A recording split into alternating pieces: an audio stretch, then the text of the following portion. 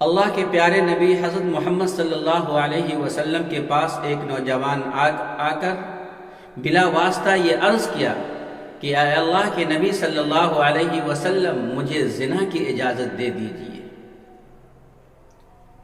اس کے جواب کا ایک طریقہ تو یہ بھی تھا کہ آپ صلی اللہ علیہ وسلم غصہ میں آ جاتے اور ارشاد فرماتے کہ تمہیں شرم نہیں آتی کہ حرام کو حلال کروانے آئے ہو؟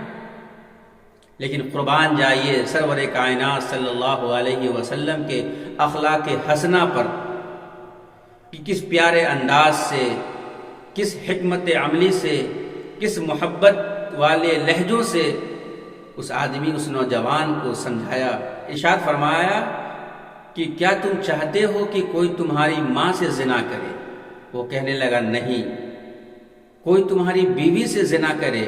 کہنے لگا نہیں۔ کوئی تمہاری بہن سے زنا کرے؟ کہنے لگا نہیں۔ کوئی تمہاری بیٹی سے زنا کرے؟ کہنے لگا نہیں۔ تو آپ نے فرمایا تم جس سے زنا کرو گے وہ بھی کسی کی ماں ہوگی، کسی کی بیوی ہوگی، کسی کی بیٹی ہوگی، کسی کی بہن ہوگی۔ اگر تم اس کو ناپسند کرتے ہو تو دوسرے لوگ بھی اسے ناپسند کرتے ہیں۔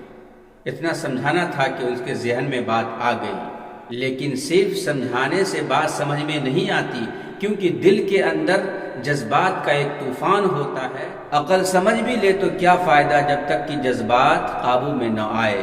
اس کے لیے آپ صلی اللہ علیہ وسلم نے ایک نسخہ آزمایا۔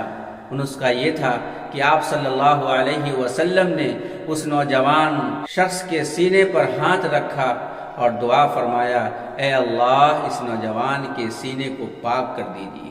وہ صحابی فرماتے ہیں میرے سینے پر ہاتھ رکھنے سے اور اس دعا کی برکت سے مجھے زنا سے جتنی نفرت تھی اتنی نفرت مجھے دنیا میں کسی گناہ سے نہیں تھی۔